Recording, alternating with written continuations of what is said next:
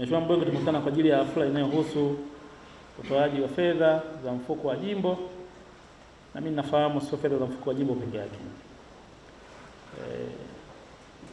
Kazi inayofanywa na fedha ambazo zimetolewa, ukitathmini gharama au bajeti ya mfuko wa jimbo ni kidogo.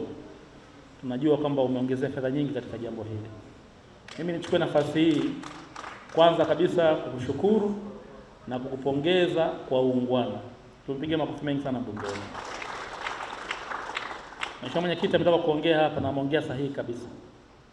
Mwenyekiti wa fedha za mfuko wa jimbo ni mbunge yeye mwenyewe mwenye hilo jimbo. Kwa hiyo kwa asilimia zaidi ya 80 matches kuna mwongozo wa matumizi ya hizo fedha. Lakini kwa sehemu kubwa inaangalia dira na maono ya mbunge mwenyewe. Angeweza hela zote hizo zielekeze katika michezo, angekuwa sahihi tu, ndio maono yake. Angeweza kuongeza hela zote hizi zikasupport kilimo cha zabibu, angekuwa sahihi tu.